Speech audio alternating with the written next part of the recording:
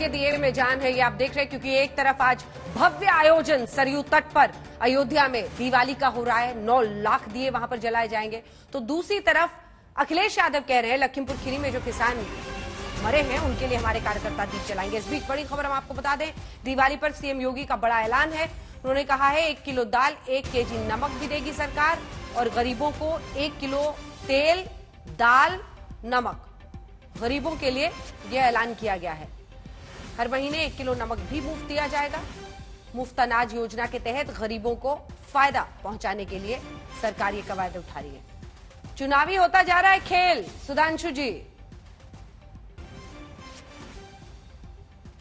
देखिए, आपने चुनावी खेल में ही किस ढंग के लोगों की पोल खुलती जा रही है यह भी देखिए।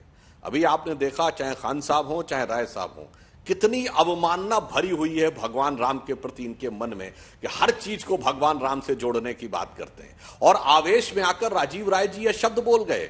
अरे भाई, रिमाइंड करके देख लीजिएगा, आज के जमाने में गोधरा में भी गोली चली थी। गोधरा में कौन सी गोली चली थी राजीव राय साहब? आग लगाई गई थी और उस आग लगाने पर सब लोग चुप रहे थे।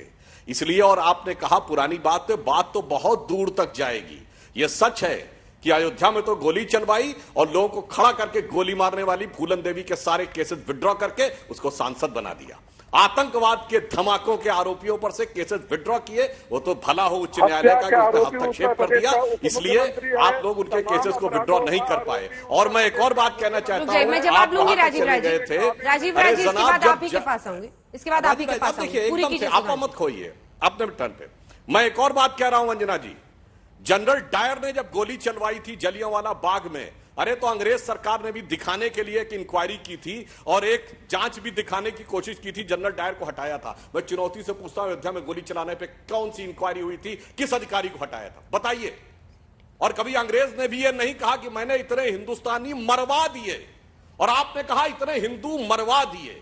तो आप तो जनरल डायर से भी ज्यादा जालिम निकल गए। और वो जो दिल की घृणा थी, वो आज जब यह भव्य स्वरूप भी दिख रहा है, तो जिसे कहावत होती है अंजना जी कि पी ना पाए तो ढड़काए जरूर दें, जिसे कहते हैं विघ्न संतोषी, कि किसी भी कार्य में कैसे विघ्न उत्पन्न हो सके, वह भाव इनका आज भी परिलक्षित हो रहा है। इसीलिए जोश में, आवेश में इतनी बार भगवान राम का नकारात्मक दृष्टि से नाम लेते हुए और इतनी बार आवेश में गलत भी बोल गए। पी ना पाए तो ढड़काए दे, ये कह रहे हैं राजीव जी। वो सुधांशु जी, मैं एक बार फिर दोहरा दे रहा हूँ, बार बार दोहराता हूँ कि राम के नाम पर धंधा करने वालों को राम भक्ति की सर्टिफिकेट, और बार बार जब जनरल डायर अंग्रेजों आजादी की बात करते हैं तो लोगों के गले पर नमक छिड़कते हैं कि जब जनरल डायर के खिलाफ देश लड़ रहा था तो आप लोग अंग्रेजों की दलाली कर रहे थे, माफी मांग रहे थे। बार बार जब अंग्रेजों को देशभक्ति की बात करते हैं तो मैं देश को याद दिला दूं कि यही लोग सत्ता में बैठे हैं जो आजादी से पहले मुस्लिम लीग के साथ सरकार में रहने वाली एकमात्र पार्टी है जिसने अंग्रेजों को चिट्ठी लिखा था। श्यामा प्रसाद मुखर्जी ने, टाइम देंगे तो दिखा भी दूंगा, कि इस आंदोलन को कुचल देना चाहिए, गोली चलवाया था। आप बार बार आजादी की बात मत करिए, आपके मुंह से अंग्रेजों के खिलाफ लड़ने वालों की बात सुबह नहीं आता है। मैं स्वतंत्रता सेनानियों के परिवार से हूँ, इसलिए आपसे सर्टिफिकेट नहीं चाहिए। दाहिने साइड मेरे घर में राम मंदिर है, जहाँ बैठा हूँ ना, शंकराचार्य स्वरूपानंद सरस्वती यही आकर मुझे शिक्षा दे गए थे, राम का मंत्र भी था। आप जैसे लोगों से हमें सर्टिफिकेट नहीं चाहिए। कभी कभी माफी तो मांग लिया करिए ना, जब आजादी की बातें करते हैं, राष्ट्रभक्ति की बात करते हैं, वे तो माफी भी मांग लीजिए। अंग्रेजों के सामने तो खुशी खुशी माफी मांग रहे थे, बार बार माफी मांग रहे थे, लेकिन जो आपने आजादी की लड़ाई में किया उसके लिए आज तक माफी नहीं मांगा। राम के नाम पर वहाँ क्या हो रहा है? राम के मंदिर का सब स्वागत करते हैं, सुप्रीम कोर्ट का फैसला, और उसी सुप्रीम कोर्ट ने आपके नेता को सजा दी, और उसी सुप्रीम कोर्ट में जब आप बार बार गए तब भी हमारे बारे में कुछ नहीं कहा। वो संविधान की रक्षा की बात थी, बहुत अच्छी बात नहीं थी, वो मजबूरी थी, संविधान की रक्षा करना था, बस सीखेंगे। आप तो तभी अंग्रेजों के साथ माफी मांगिए ना देश से। आज दिवाली है, राम मंदिर में खड़ा होकर माफी मांगिए कि हम लोगों ने देश के लोगों पर गोली चलवाई थी जो आजादी की मांग कर रहे थे। जनरल डायर की बात करेंगे, आजादी की बात करेंगे, अंग्रेजों की बात करेंगे, राष्ट्रभक्ति की बात करेंगे, और आपके इतिहास इतना घिनौना है, कोई अपने बच्चों को पढ़ाना नहीं चाहेगा कि कैसे लोग सरकार में बैठे हैं जो माफी मांगते थे, मुखबिरी करते थे, दलाली करते थे, और हमारे भारत छोड़ो आंदोलन का विरोध करते थे। मेरे घर को अंग्रेजों ने भारत छोड़ो आंदोलन के बाद आकर चला गए थे। मेरे घर के लोग कितने गए थे जेल में आपको पता नहीं होगा, इसलिए आप सर्टिफिकेट देने की कोशिश मत करिएगा। 5 RSS के नेताओं को, ठीक है सुधांशु जी, एक जवाब देना चाह रहे हैं। ठीक है सुधांशु जी, बस एक लाइन में। फिर देखिए, आवेश में राजीव राय जी फिर गलत बोल गए। ध्यान ही नहीं रहता इनको फैक्ट का।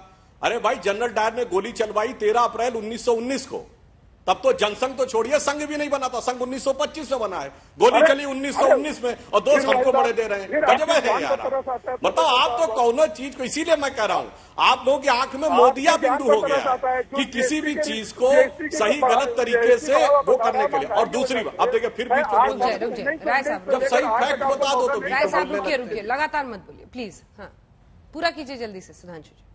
हाँ, अब मैं दूसरी बात बता रहा हूं, दूसरी बात मैं बता रहा हूं, एक फैक्ट बिल्कुल जो आप बड़े बोल रहे हैं ना, अंग्रेजों के साथ किसने क्या किया, तो जनाब आप उत्तर प्रदेश के हैं, उत्तर प्रदेश में क्रांतिकारियों का जो सबसे बड़ा कार्य था, उन्होंने काकोरी कांड, जिसमें अशफाक उल्लाह खां और राम प्रसाद बिस्मिल को फांसी हुई, चंद्रशेखर आजाद को पकड़ नहीं पाए, उसमें अंग्रेजों का वकील कौन था, सरकारी वकील कौन था, नाम बताइए, पता है आपको?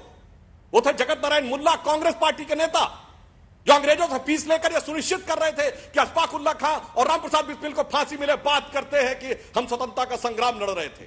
इसलिए आप जिन लोगों के बारे में बात कर रहे हैं, इतिहास पूरा पढ़ लीजिए। और जब जवाहरलाल नेहरू 1946 में प्रधानमंत्री बने, सितंबर 46, कैबिनेट मिशन प्लान, उस जमाने में भारत का संविधान नहीं था, लॉर्ड माउंटबेटन ने शपथ दिलाई थी, किसकी निष्ठा की शपथ लेकर चुनाव प्रधानमंत्री बने थे, अंतरिम सरकार के बने थे, क्राउन की निष्ठा, अंग्रेज सरकार की निष्ठा की शपथ लेकर सत्ता में आए वो लोग आज आकर भाषण देते हैं। और राजीव राय जी, आप तो समाजवादी हैं ना, एक ही लाइन बोल रहा हूं, समाजवादियों ने सत्ता में आने के बाद कैसा रूप बदला।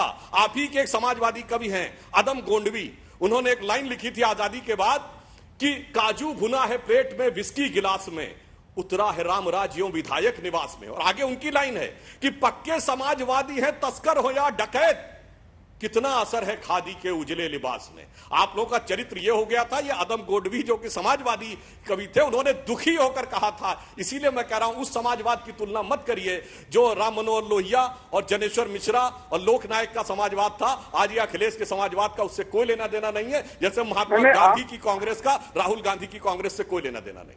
ठीक है राजीव जी, इसका जवाब दीजिए। वो कह रहे हैं सफाई और बॉलीवुड में अटक कर रह गया आपका समाजवाद। सुधांशु त्रिवेदी जी, आप भारतीय जनता पार्टी के सबसे ज्यादा पढ़े लिखे विद्वान और मैं व्यक्तिगत रूप से आपका सम्मान करता हूं, लेकिन मुझे नहीं लगता आप क्या खाकर आ जाए हैं। आप हर बात को अपने तरीके से, आप जैसे जीएसटी को बता रहे थे ना, भूल गए, महंगाई को छुपा रहे थे, इसलिए अपने अंग्रेजों के सारे कारनामों को छुपा दिया। नेहरू ने क्या कहा था, गांधी ने क्या कहा था, नेहरू और गोंडवी, आदम गोंडवी से जरा आते हैं, एक सेकंड जरा आते हैं, एक सेकंड जरा आते हैं ना राजीव जी। राजीव, अयोध्या पे आते हैं, जरा अयोध्या पे आते हैं। हत्या, लूट, बलात्कार, दंगा का आरोपी हो, कभी मुख्यमंत्री बना था, आप माफी मांगेंगे जो तमाम अपराध थे, आप दूसरों को प्रवचन देंगे। अपराधियों को आपने सरकार में बैठा दिया। सबसे ज्यादा एजीआर की रिपोर्ट बताती है कि सबसे ज्यादा अपराधी आपकी सरकार में, आपकी पार्टी में, और आप रामराज की बात करते हो। जब तक सुप्रीम कोर्ट ने डंडा नहीं चलाया, अरे वीडियो फ्रीज कर गया है खान साहब का, चाहे लखीमपुर का मामला हो, आपको होश नहीं आया और किसी भी बात का आप जवाब नहीं देंगे। आपके पास जवाब नहीं है, आप भीतर से ठोक ले। सुधांशु जी, ठीक है सुधांशु जी, छोटा सा जवाब, एकदम छोटा सा, मुझे खान साहब के पास जाना। अब बिल्कुल छोटा सा। देखिए, मैंने इन्होंने जो विषय उठाया था, मैंने उस पर बोला विषय बदल दिया, कोई बात नहीं। आपने कहा उत्तर प्रदेश में अपराध सबसे ज्यादा, ये नारा किसके लिए लगा था? चढ़ गुंडन की छाती पर मोहर लगाओ हाथी पर। अब या तो आप कहिए खान साहब से कि आपकी पार्टी ने झूठ बोला, कहिए उनसे और उनसे कहलवा दीजिए उन्होंने झूठ बोला था, नहीं तो माफी मांग लीजिए।